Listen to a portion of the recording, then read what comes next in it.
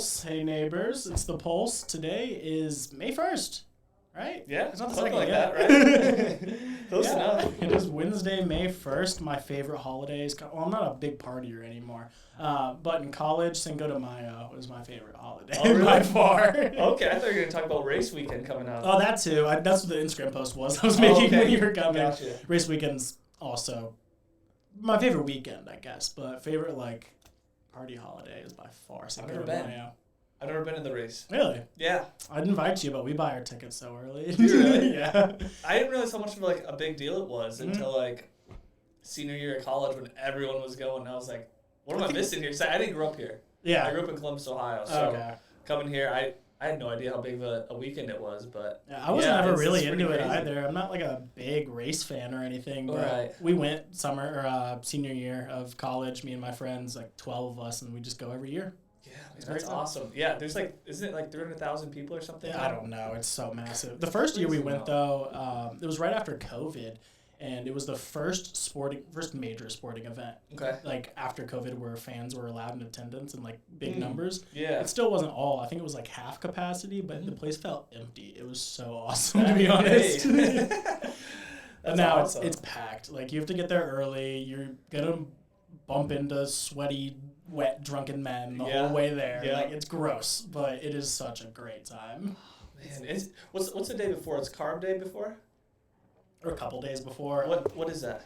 Man, calling me. I have no clue to be honest. Okay. That might be qualifying. I'm not 100% sure. Okay. To be honest. Yeah, I honestly wasn't really sure what it was, but I know I've heard of it. But yeah, my sister used to be super into it. She'd go and camp out there all week, but she'd get her shit stolen all the time. Oh, no way. She stopped doing that.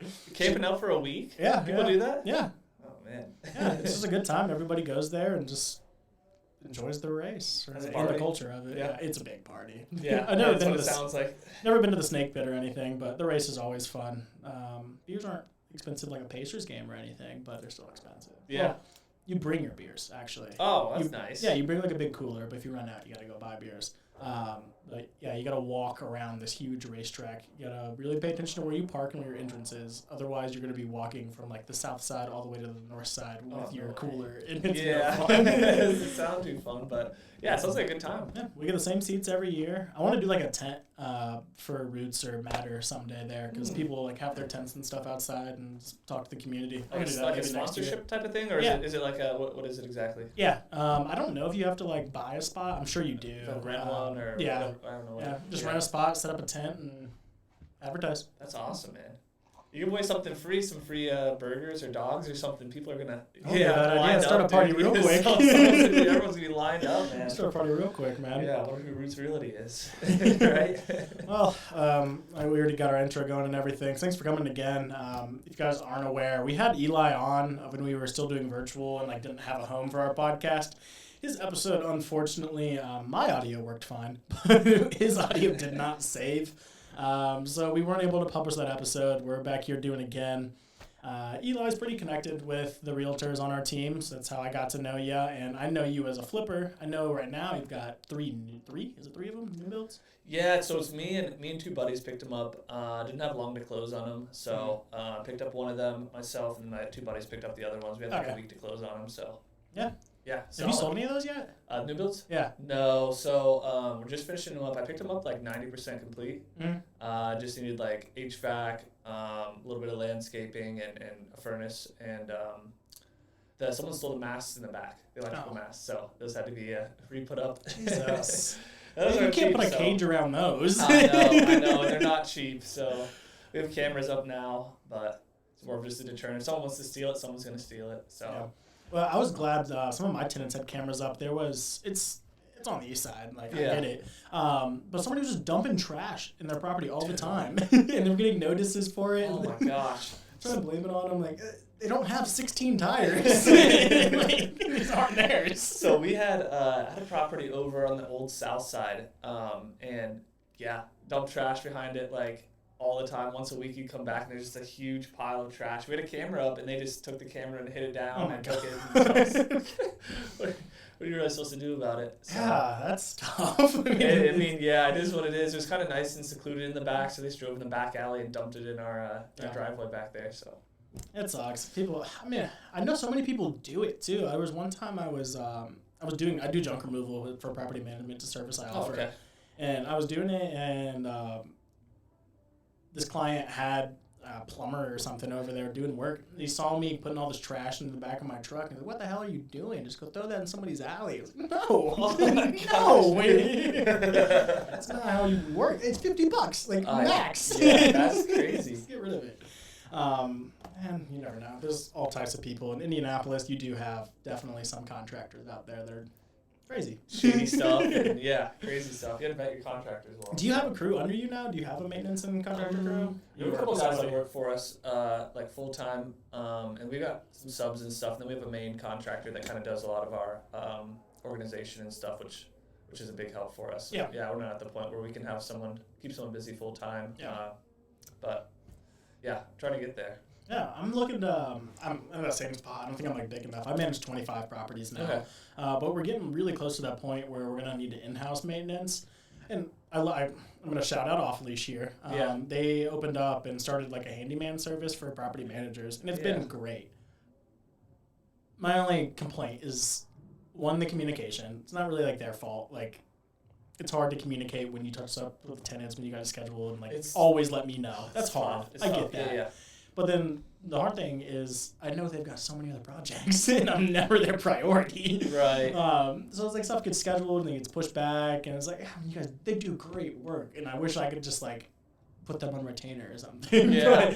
But, it's tough. So you're talking about like just maintenance for the properties you manage? Yeah, like door needs fixed or whatever it is. Yeah, they'll do it from small to big. If it's something small, I do try to do it myself. But like we had plumbing go out in somebody's upstairs bathroom and it was leaking down in their kitchen. I don't know how to do that. Oh man, yeah, that's something you need urgent too. If plumbing's leaking in the kitchen. Good. It was weird. The leak stopped.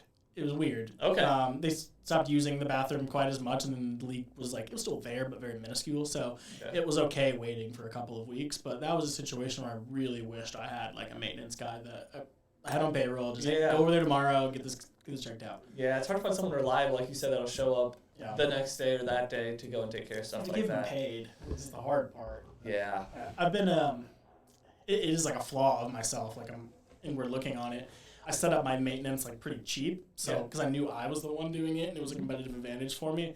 But if I want to hire somebody, I probably have to triple my maintenance expense, to be honest. Hey, if you get more doors under management, then it's going pretty well right now. We've got we just had the conversation today. I had an employee. She's operating as like the operations manager, but she's also getting her license. So she has the opportunity to become a property manager. We had the conversation today. We're going to keep her on as like the operations manager role. Oh, awesome. But really shortly, if you're listening to this, you're a realtor, and you want to get into property management, I will help you. But you're growing pretty quickly too. So last time we talked, you only had a couple doors that you were managing. It was like 7. Yeah. So you doubled or tripled in pretty short amount of time. It's been great. And most of it was one guy. One guy onboarded. I had 7 properties, and he onboarded 7 properties. Still, that's awesome though. Yeah, and then Tyler finally gave me some of his properties. Still working on Max. I think I'll get him soon. It's hard to get a realtor to use your property. Yeah. Just don't want to. But yeah, the goal here is to have that person that I've got hired in the operations seat really be in my day-to-day, and then to just get multiple property managers. The goal right now is 4 under me, so each one of them would have 25 to 50 properties. Yeah. This is my sales pitch. If you're a real estate agent that's interested in getting some residual income with property management, I will start you out with 25 properties. You're not going to get income from all of those properties right away, but as soon as you grow to 50 properties, all 50 are yours. I still got to pay our operations person, our social media person, and other costs while you got the 25 properties, but the second you get up above 50, all the income to all of them goes to you because I've already got 25 more properties by that time. That's the whole goal. Oh, that's awesome. It's a good incentive. Yeah. So that's a good structure. I like it. I'm stoked. I'm stoked to have other people under us and just all around the city and help people grow their business. I'm excited about it. What draws you to property management? The residual income. Okay. Yeah. When I left New Western, I had like a big, not really big, it was like 2 or 3 weeks where I sat down and was like, well, next time I'm in real estate, what other services or what other fields am I going to get into? That's when I kind of came up with the idea. It's not novel. I'm sure everybody in real estate's kind of thought about this, but especially when you're an agent, I'm a firm believer that you have to have I call it a second. You have to have something else that you're into. Like if you were an agent, you're also an investor. So boom, there's your two. But if you're just an agent, there's no way you're going to survive because you have no distinguishing characteristic whatsoever. Yeah, that makes sense. So would you want to, do you invest yourself, or do you want to add that to your kind of resume? Not yet. But I do want to for sure. I know you're a flipper. I'm more on the buy and hold side of things. Still want to like fix up the properties and everything. We're getting there. I manage 25 properties, so it's basically like I own 2.5. Yeah, man. Well, you get the full experience without a lot more work. Without the risk, though. Well, it's more work. Yeah, it's a lot more work. Yeah, but you don't have any of the risk of actually owning the property. Yeah. You're just the management. I feel like I do, though. Like I'm responsible for it. Yeah, I still take on the responsibility. Like I had a decent sized mess up. It wasn't like on me. Right. It was just. We failed to check something, me and the investor, we both did. Sure. And I felt so bad. Like, it felt like it was my mistake. It wasn't, but, like, that's how I treat it. Well, that's a good way to go about it, though. Yeah. So. I mean, reputation means everything. If it was somebody that I'd worked with the first time and we had made that mistake together, no chance he would have continued to work with me. Yeah. But I, like, sent him this long apologetic text, and afterwards he just goes, bro, stop worrying about it. Yeah, it's a good way to think about it, but, I mean, if it's not your fault, it's not my fault. It's not your fault, it's not your fault. Yeah, so. It's still going to be a good deal. It's the listing that I'm about to list for rent. It's a duplex on Parkview. It's pretty cool. Very nice. Like Parkview near Parkview Rule of 10th? Yeah, near that. It's further west and slightly better area. Yeah. It's in Arsenal Heights. It's not like all the way on the edge of Arsenal Heights where it's pushing closer out there east, but it's a pretty good spot. Yeah, I know where you're talking. Yeah. I saw there were two guys out there. I went by today to do like a little final walkthrough. It's not done, but there were two guys just talking, mowing their lawns, and they were talking about the one guy he owns the vacant property right next door. Okay. I guess I heard him talking about it. And he was like, I put it out there for 3 days and it was gone. It's like, man, I wish you were selling. It wasn't on the market. You just got it gone in 3 days. What, he put like a for sale by owner? He must have. Like, I never saw anything out there that's a boarded up house. I was like, what's somebody doing over there? Like, nobody lives there. Just mowing the yard? Man. I'm looking to get into that more though, like off-market deals. Yeah.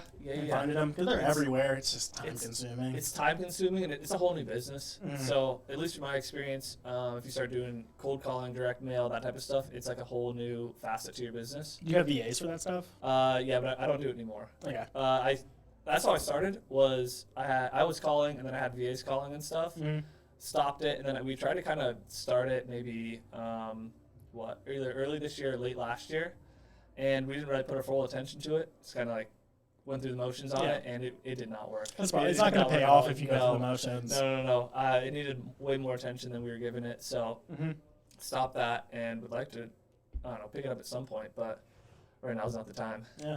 I think I'm going to start with it, like the driving for dollars thing, just driving around the properties that I manage. Because, one, it helps those people, and they'll think of me as somebody that's trying to help their comps and stuff down the line. Yeah, that, and I mean, if they're buying properties in the area, it's probably a solid area, so it's a good place to at least start driving for dollars in. Mm-hmm. I talked about it last time on here, but there's just one on Capitol that I manage, and there's 2 amazing properties that are vacant right next door. They've both been owned since 2007, never leased, never renovated, nothing. Like they just sat there. Dude. Yeah, they just sat there. I don't know why people do that. That kills me.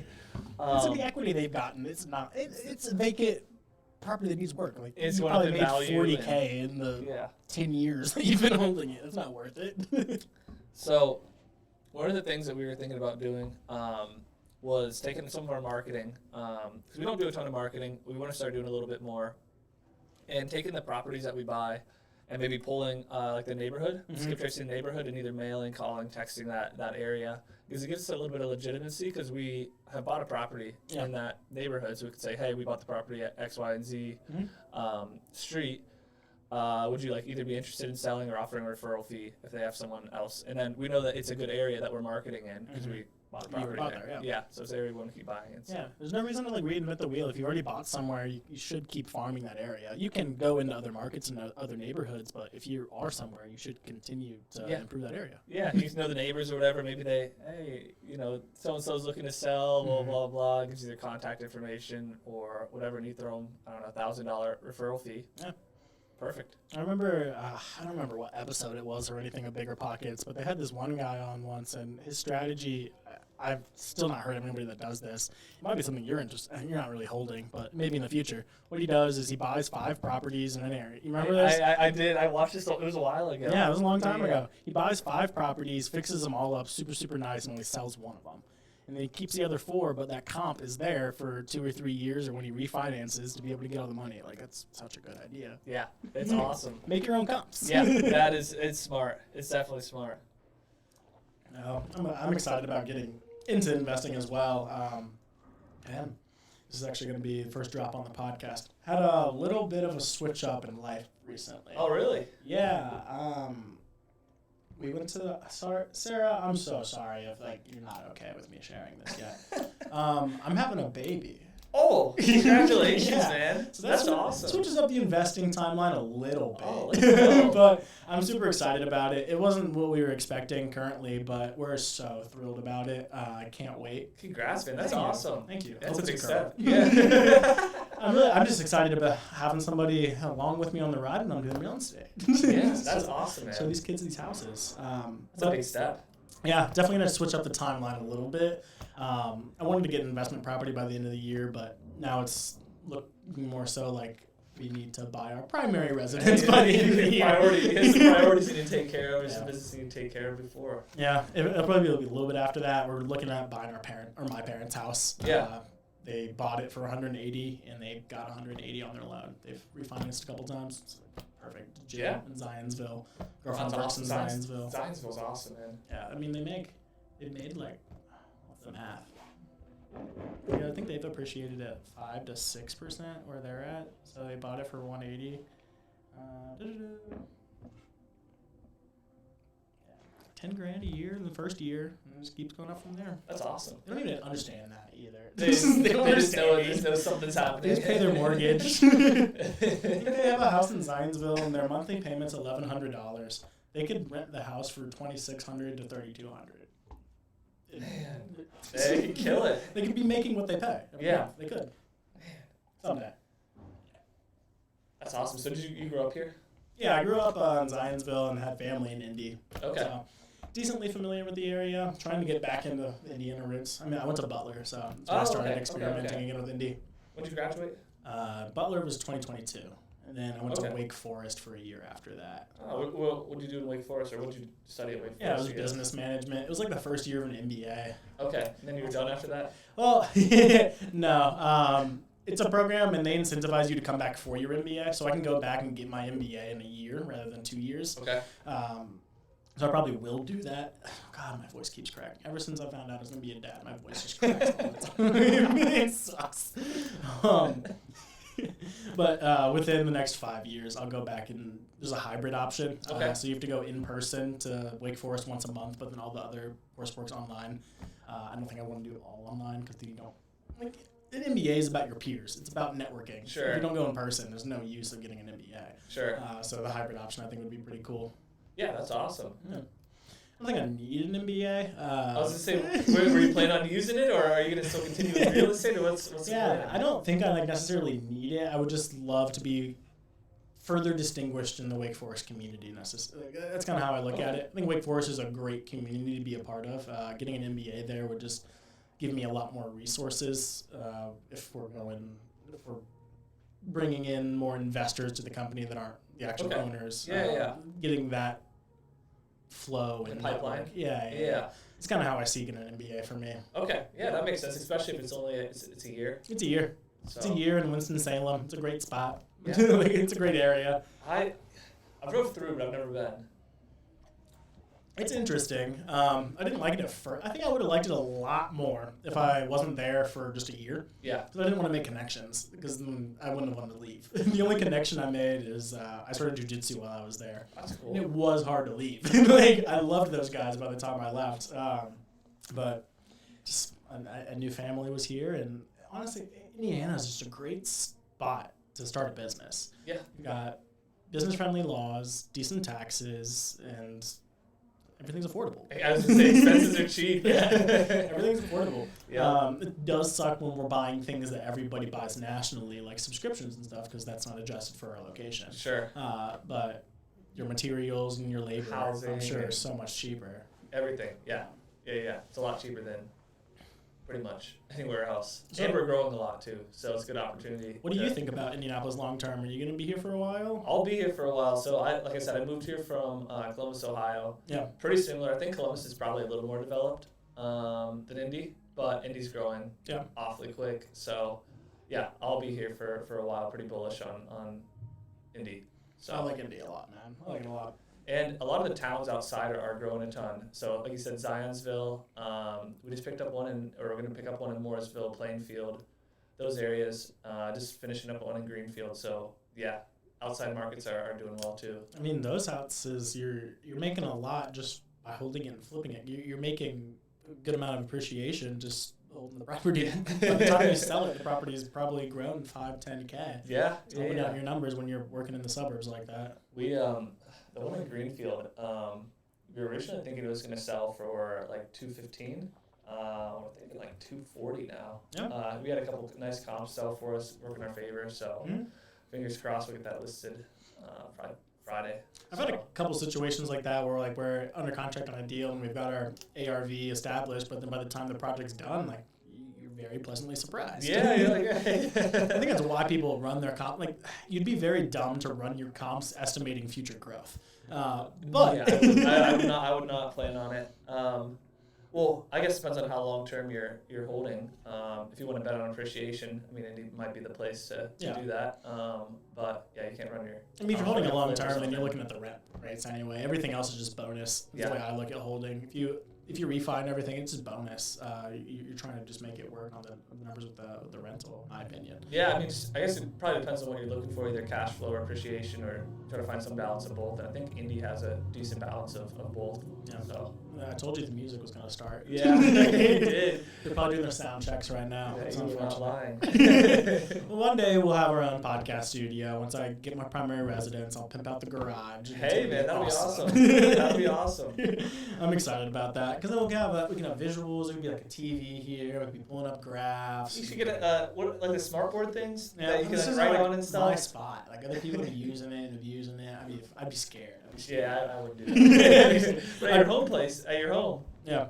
Were you guys looking to? You said you guys are looking to buy my parents' place in Zionsville. Okay. If that doesn't work out, probably like North Indy. My girlfriend's in the Zionsville school system and she hates driving, so we need to make the commute as short as possible. That's priority number one. You can still get downtown in 20-25 minutes at the most, even if you lived up in Carmel or something. Yeah, but then you're leaving during she's a school teacher, so that's the highest traffic moments of the day. Yeah, that sucks. That sucks. And I don't. I try not to, as much as I can, not drive downtown after noon. Well, I try to avoid like 3 to 6:30 maybe. In the evening, it's bad. It's terrible. It's really bad. There's accidents every day too. Every day. Accidents and the traffic takes forever, and then sometimes when I come back from the gym in the morning, there's some traffic, but there's a couple ways around it. Yeah, what gym are you going to? Vasa. It's on the south side, Thompson Road area. I heard of it. There's one on the east side of Indy too, near Eagle Creek. Sweet. But yeah, it's pretty big. West side then? Yeah, that's what I meant. I need to get back into it. I still have my jiu-jitsu membership, but I haven't gone in a month. Oh man. So that sucks. I was trying to get back into climbing because I'm going on a climbing trip here soon, but found out I was gonna have a kid, and I just my schedule just doesn't make sense anymore. I'm just freaking out all the time. Where were you going to climb at? There's a place I live right by Hoosier Heights up in Zionsville. It's on the Zionsville, Carmel, Indianapolis border right there. But I love that place. I've been going there since 2016. Okay, very nice. It hasn't changed much. Very nice, very nice. It's really cool. The opening of North Mass Boulder really hurt them though. I bet. North Mass Boulder is big now. It's huge, but North Mass Boulder doesn't have rope climbing. So if you're interested in rope climbing, which I am, then there's no appeal to North Mass. It's Not there's no appeal. There's still appeal because it's a beautiful gym. It's good space. Yeah, they have a good space upstairs too. The restaurant there is pretty good. It's a little overpriced, but they've got great drinks, and I don't mind it. No complaints. Yeah, no complaints. There's a sauna, really nice locker room. There's a weight room. Like, it's great there. There's just no rope climbing. So for me to be a part of a climbing gym, it makes no sense. Gotcha. Yeah, when I was younger, I climbed some. I've been to North Mass Boulder a couple times, but It's really cool. not too often. I went senior year of college every morning. Okay. And it was right when the train goes by there. It was the highlight of my day every day, seeing the train. That's awesome. All right, so we're at Vasa. Yes. Yeah. They're on the south side. Do you have like a gym squad you roll with? Have you made friends at gym? So I know a lot of the people at the gym. I see there almost every day because I'm there in the mornings. I'm an early morning guy, like a 6 a.m.er. Yeah. And I don't work out with anyone. There's no one that I just work out with. So my roommate's a trainer at the Eagle Creek Vasa. Oh, cool. So when he's free, we'll work out. But other than that, no. Yeah. No. I've never like found that group of people to hang out. Like, you know people there, but I've always been a person to just go in alone too. Yeah, I just go in. I'm in and out in an hour and a half. So just get in, get it done, and get out of there, start my day. Yeah. So I have been walking. That's been my exercise now. Okay. There's like a 4-mile loop. It's 4.1 miles around my apartment, and I've been trying to do that every morning. Pretty cool. And I do like social media content while I'm walking. So that's good though. Like getting out, getting some fresh air, get a little bit of sunlight, and I don't know, start your day. Yeah. So it's not even sunlight at that point. It's still dark. It's still dark out. The goal today was to like finish my walk right when the sun was rising, but I finished too early and I didn't get the sunrise. So I got to start later tomorrow. It'll start getting lighter earlier. Yeah, a little bit at least. So I love walking around in the morning. They just built a whole bunch of new trails by my apartment. I didn't even know they were there, so I got to check those out. You said it's around a lake? Or, No, around what was it? It's by Little Eagle Creek. There's Lions Park in Zionsville. Okay. The trail by my apartment goes behind there. There's Graham Rahal Racing. Okay. Graham Rahal Letterman Racing, I think is what it's called. But they built a whole bunch of trails behind the business park that they have there. And they're like super wide. They're green, lush bridges. And very nice. Pretty cool. And nobody's there at 5:30 in the morning. That's the best part when you go and it's either an empty gym or empty trail or whatever it is. Yeah. I scared the shit out of somebody this morning. Whenever I'm on a hike and like I see somebody that doesn't see me or know, like I don't know, I was sort of like making noise so they know that I'm there and behind them or whatever it is. Yeah. So I had an empty water bottle, started crinkling it in my hand, and she freaked out. I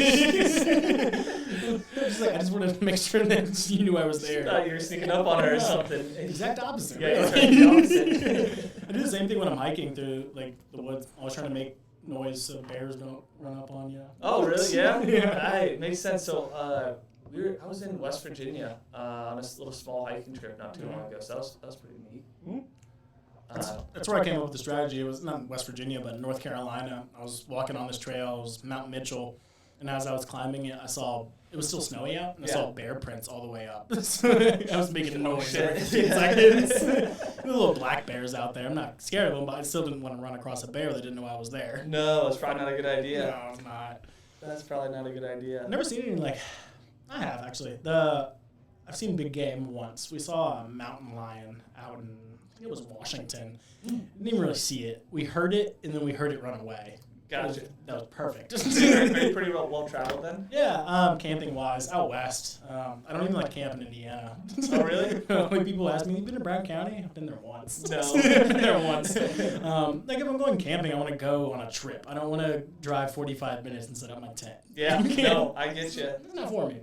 But yeah, anywhere along Interstate 70 out west, I've been there. Okay. I love it. I love it out there, man. I'm going up to Colorado with my family for a fishing trip in September. It'll be great. Yeah, it should be pretty fun. It's going to be buggy. Will it? Yeah.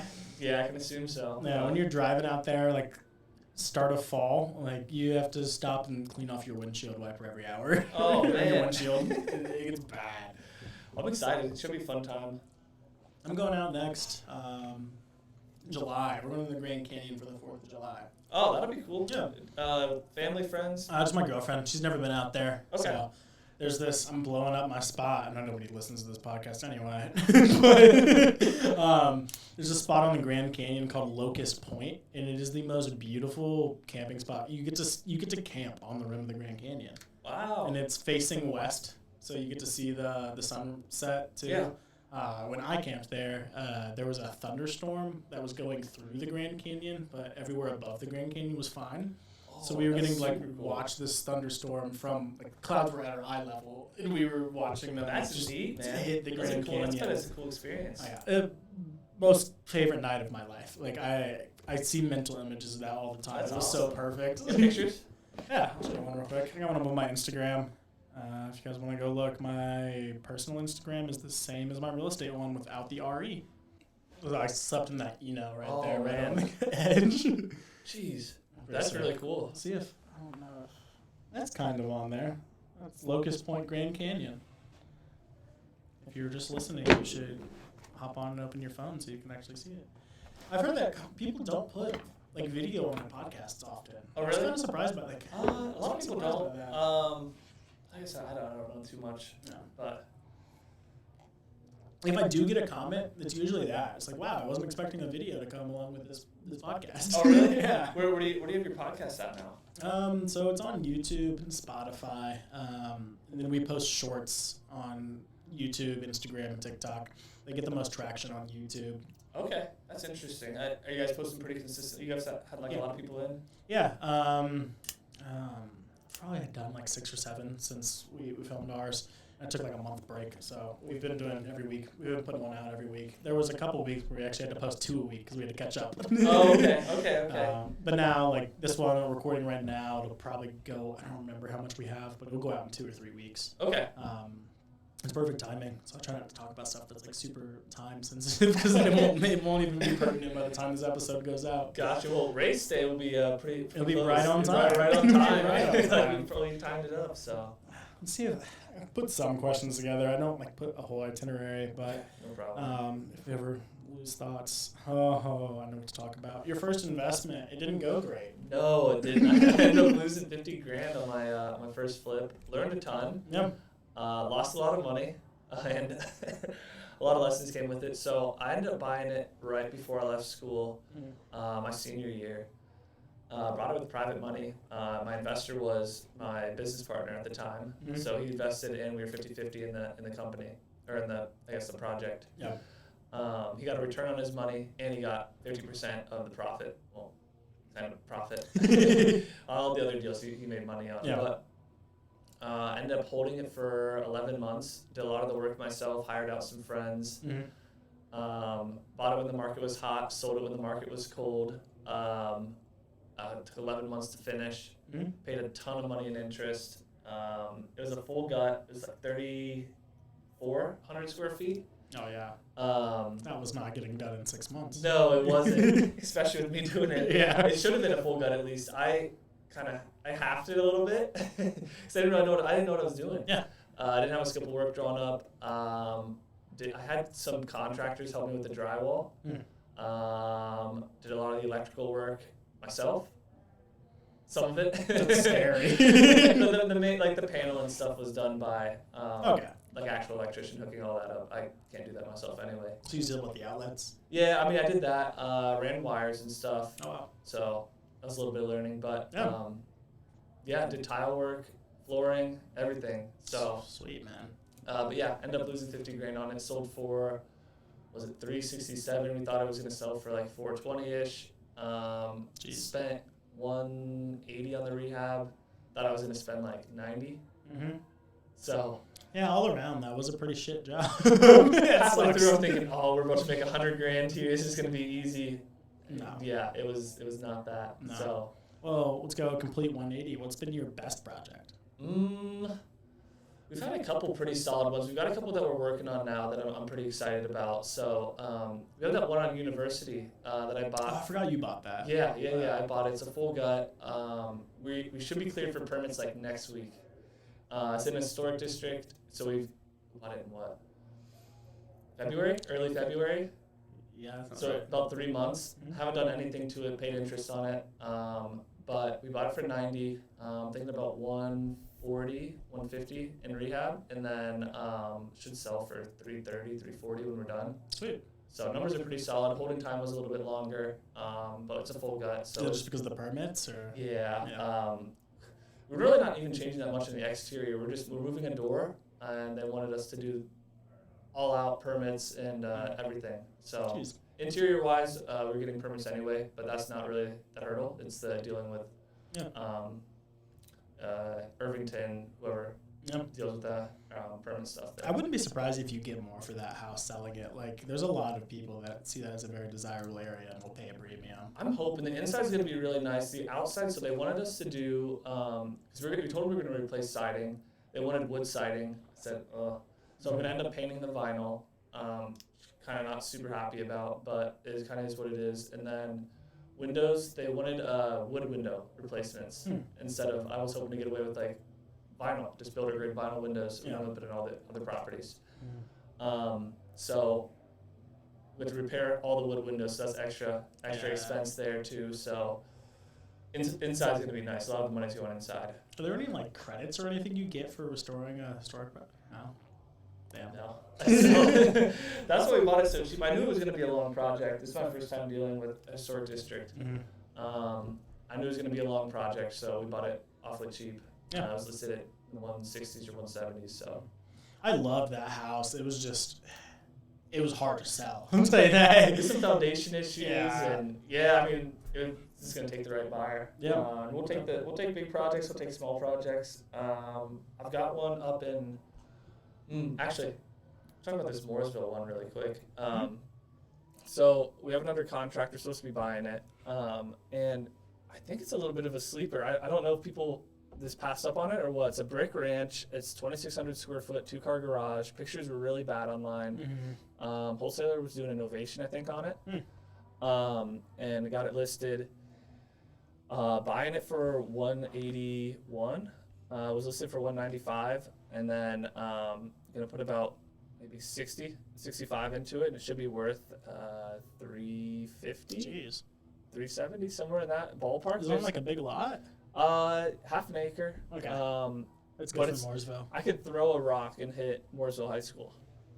So it's gonna sell like hotcakes. Yeah, that's what I'm thinking. We're gonna finish out the basement on it, and then so around the corner there's a house for 410 pending in like a nicer neighborhood, and it has a little bit more square foot, but it's out of date. And then there's one down the street at 425 pending, with 3 acres, but it's outdated as well. And then we had a 290 comp sell, 1,000 less square foot, completely outdated. So we're kind of hoping to fall somewhere in between there, 350, 370 range maybe. Yeah, I'd have to look at the numbers, but like on instinct, that sounds like a 385. Yeah, I mean that would be super ideal. But Mooresville is a sleeper. The reason like it doesn't get enough attention in the real estate market, I think, is the rentals suck. There's not good rent really there. Yeah, I don't really own any rentals, so I owned doesn't matter last for you. year. So I sold all my rentals last year. Then we have a nice one up in Carmel right now. Mooresville's definitely a sleeper, man. My uncle lives there, and I'm hoping I get his listing. He's probably moving to Florida in a year or two.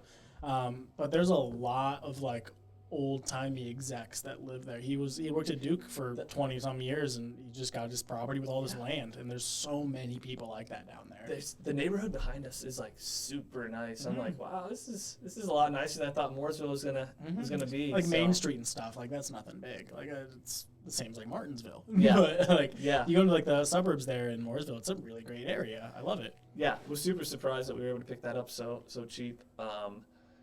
It's also a little bit weird. So we tried to call the listing agent, and it's going directly to the wholesaler. And the wholesaler's like not getting on the phone with us, and it's just a weird situation. We're supposed to close tomorrow. There's no chance for closing tomorrow. So the guy had a ton of stuff inside. I'll show you a couple pictures. The guy had a ton of stuff inside, and he's supposed to be clearing it all out. We were able to get an inspection done,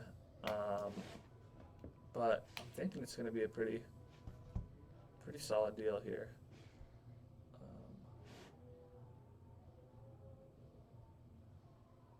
I can go through some of those pictures.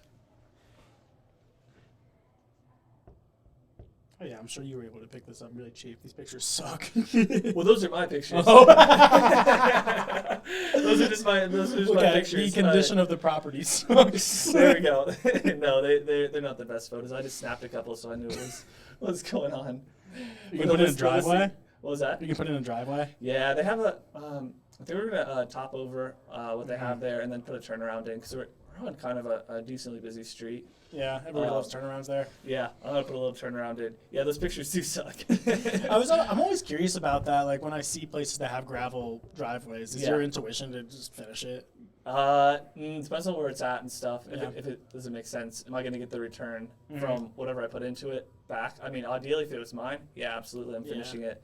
But if it's something I'm selling to someone else, I mean, are they gonna? I don't know. Am I gonna get my money back for? You're right. Depends where it's at. Yeah, I just gotta think of it from that kind of point of view, and that's how I make a lot of the decisions. Was it ethical, and then then B, am I gonna get my money back? So. You said a whole bunch of stuff in the house. I just had to show you this house. They're about. I just gave them the 30-day notice.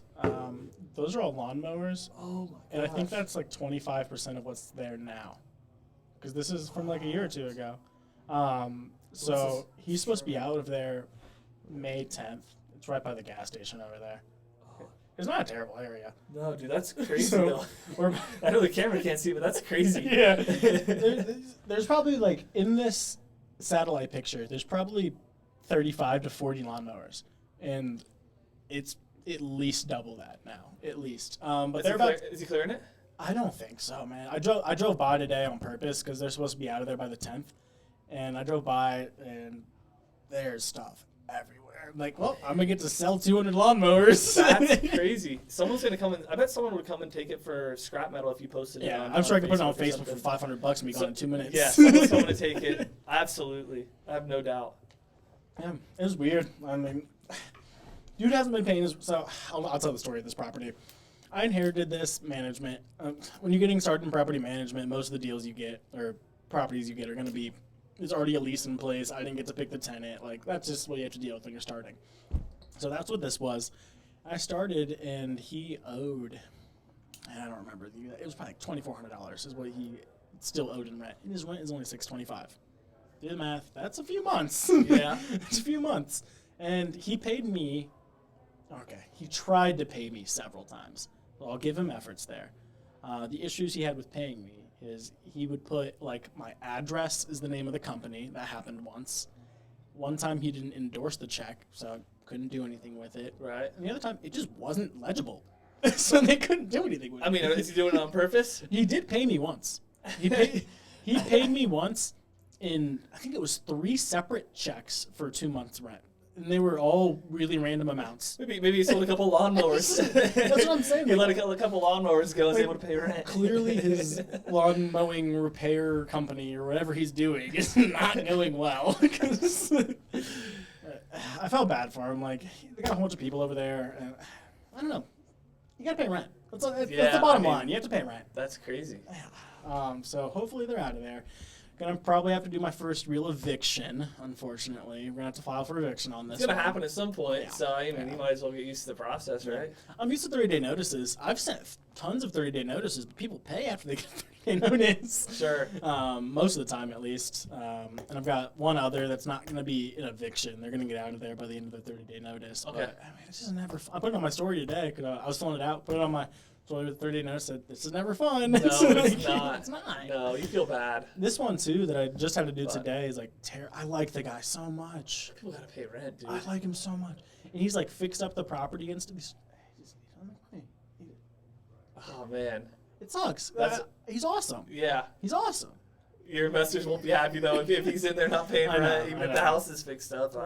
We're getting him out of there, but the property still needs like a ton of work. It has a problem that another one of my properties has. The plumbing was not hooked up, so it was just dumped into the crawl space.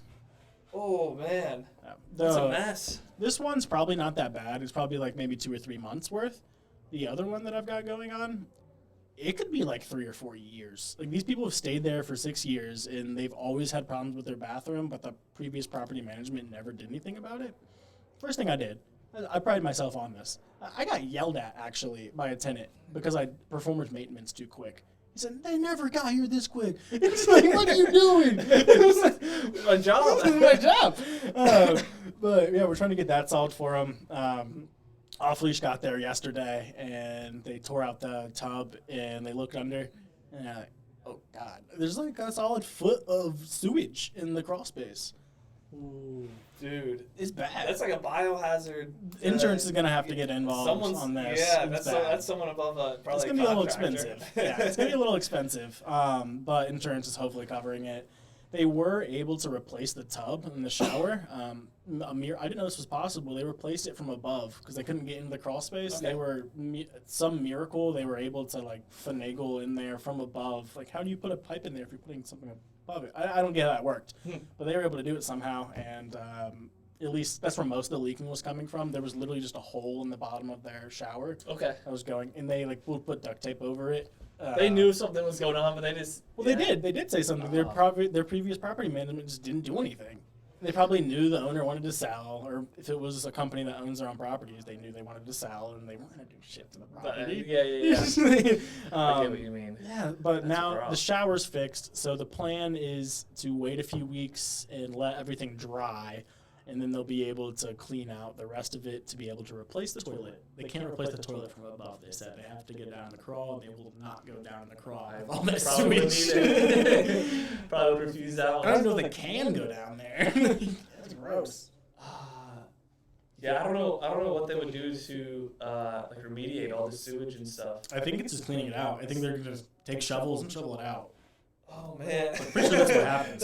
Maybe there's a vacuum involved. That'd be cool. There's probably some type of vacuum truck, but that is not, that's not my job. We've had tons of those. Inheriting property management clients has been, honestly, a blessing. They've been a lot harder. Like the guy that onboarded 7 properties, 6 of them needed major repairs. We've been busy, but I do love, like, all these tenants they've been living in not great conditions for however long they were with previous management. Right. You want to help them out a little bit? Yeah, it's exciting to do it, and they like me more for it. Yeah. Unless they yell at me like the one guy.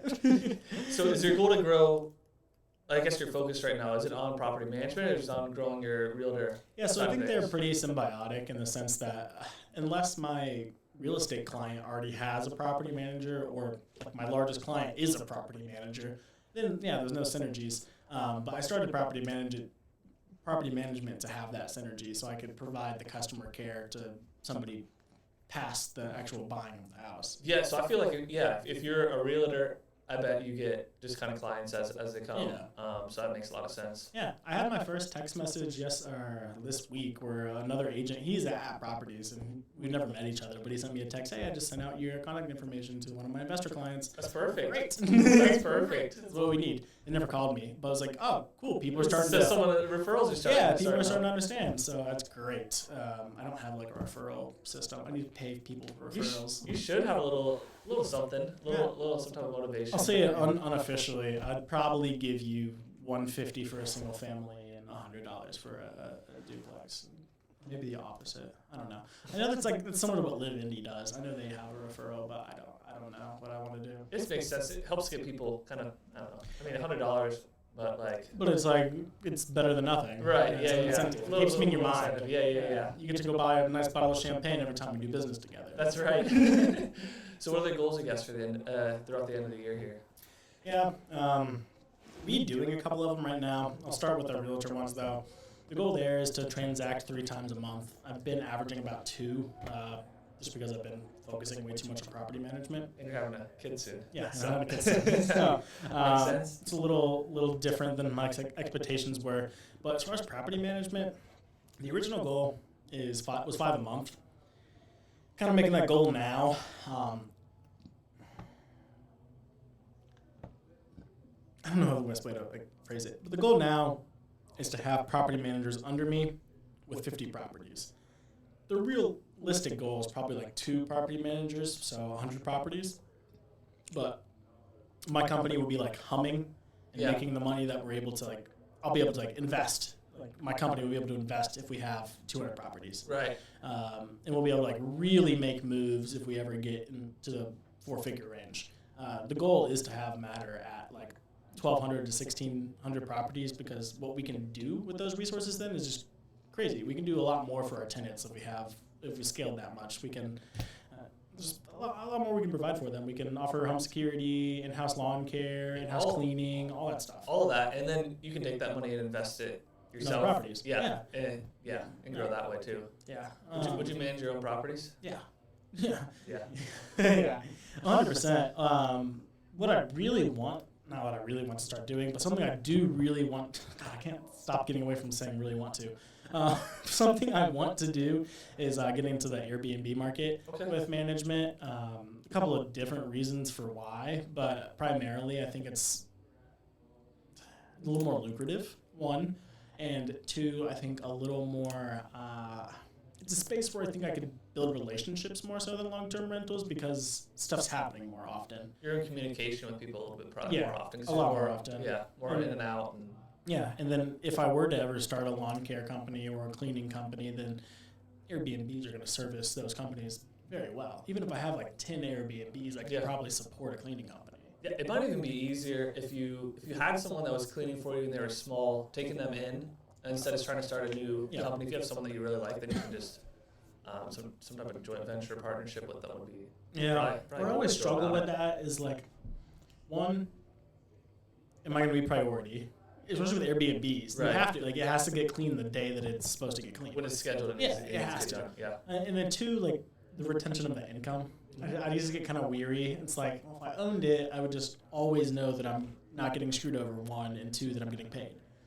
And then three, the third reason is then you can also like outsource that company to make more income. Like that company doesn't have to just service my properties. They can be an Airbnb cleaner and service other property management properties as well. That's why I like having it in-house. I would like hire somebody, but you're right. It would have to be somebody that I really know, like, and trust in order to do that. I have worked with cleaners before, but I would always prefer to own the company that is the vendor. Yeah, no, that makes a lot of sense. And you know it's going to get done on time, and it's your systems and processes versus someone else's timeline and priorities and stuff. Yeah. I have nothing against working with other people. It's just every time you do work with somebody new, there's like 15% of your energy in that process is getting spent on learning the new person. Like, how do they communicate? What do they want? Systems, processes, learning how they interact with you. It's time consuming. It is. And I'd rather just have it all in-house. Yeah. No, that makes a lot of sense. Yeah. I'm going to ask you a couple questions. I know we're probably right about at an hour now, so we'll get finished up. But what do you like in an agent? I know you don't work with a ton of agents, but the agents that you do, what are the qualities and characteristics that you appreciate in them? Timely responses. Sometimes I try my best to get back to people as quickly as I can, but sometimes I'm a little bit slow. But I'm trying to get a little bit better with that. But someone that's going to get back to me and I'm like, hey, let's go check out this property, or hey, I have questions on this or that, they're able to get back and communicate quickly with me. Let's see, good negotiating. He's not going to like back down, I guess, from like negotiating or pushback. He's going to obviously have my best interest in mind. I think that's hard to do when it's like a dual agent situation. It's impossible. It's got. Unless you're listing. If you're listing it, then yeah, you have representation. But in dual agency and you're the buyer, you don't have representation. Yeah, it doesn't. Yeah. And then, I mean, other than that, like I said, I don't work with a ton of agents. I work with a lot of wholesalers, and I do a lot of it myself as far as negotiating with wholesalers and stuff like that goes. But someone that's able to go a little bit above and beyond listing, does a little bit extra marketing, or does puts out flyers and really vouches for our property and gets it seen in front of as many eyes as possible. Yeah. So. Sure. Those are all great questions, or great characteristics to look for in an agent. Why did you get started in real estate investing? Didn't know what I wanted to do when I got out of school. Owned a pet care and a lawn care business in high school. So I've been self-employed pretty much my entire life, and I was like, I'm not going to go work for someone. What can I do? And that was wholesale. I taught myself on YouTube and just kind of got after it. Whether it was real estate or some other like former avenue of entrepreneurship, I was going to do something and just happened to be real estate. There's no real specific reason. It's just what came up and made sense. Yeah, it sounds like you got the spirit of an entrepreneur, which leads pretty well into this next one. What keeps you going? Oh, that's interesting. I just enjoy the actual, like, trying to build a team, trying to build an actual company, and kind of the system and process that goes along with it. I wouldn't say there's one thing that I'm like, hey, like, this is like my sole reason I keep going every day. Yeah. I actually just enjoy what I do. Enjoy the challenge of it. And I don't even know if it's that I like love real estate. It's just what I kind of landed on. So whether I'm putting my I guess effort and attention towards real estate or some other type of business, I just enjoy being in business. You like empire building. I do. Nice, man. I do. Those are the last short questions I have for you. Just like I asked you last time, 3 places in and around Indianapolis that you enjoy visiting. That's interesting. I went to pretty recently. I went to Flatwater up in Broad Ripple. Yeah. Was definitely solid. I've still never been, but I've heard a lot of great things about it. Yeah, definitely would try there. We sat outside and it was super nice. Man, that's tough. Food places or what? You can throw Vasa in there. Anything. I'll throw Vasa in there. I'm there every morning. Yeah, it's got to be a favorite place. Yeah, we'll throw Vasa in there, and then I need to get out in Indy a little bit more. I'll tell you that. It's a lot of good stuff around here. We went to a rooftop bar the other night. It was downtown. Near some hotel, on some hotel. I think I know what you're talking about, but I don't remember the name. I don't know. I'm sorry. I don't have details on it, but it was awesome. Rooftop bars are cool. Rooftop bars in Indy, they usually got a pretty decent view. We don't have a terribly large skyline, so you can usually see decently far. Yeah, it's pretty cool. I need to get out more, I guess. That's what that means. I'll drop the 3 that I had booked for today. Where we got the beer from today, and where I always get the beer, half liter. Oh, great spot. Great spot. Great spot. I'm going to re-shout them out.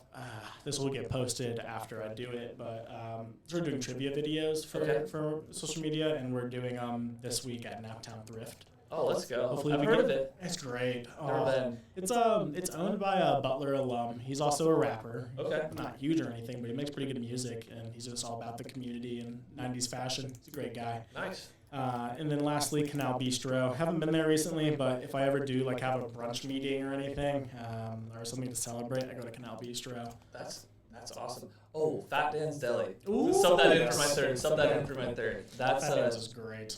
Excellent place. Excellent place. Good beers, good fries, good food. They give you your food like on that just big piece of paper. Yeah, I just love that. It's awesome. Yeah, that'll take the cake for my third. Sweet. I couldn't think of the name of that bar. So. Anything special from this conversation you want to highlight? No, I just think it's awesome that, well, A, congratulations on your kid. Nice. And then 2, I think it's awesome that you're able to start growing so quickly. We talked maybe early this year, or when was it? It was earlier this year, yeah. Yeah. So it's awesome to see you growing so quickly. Thank you, man. With the properties and stuff under management. It's great to see you grow as well, man. Well, thank you so much for being here. Absolutely.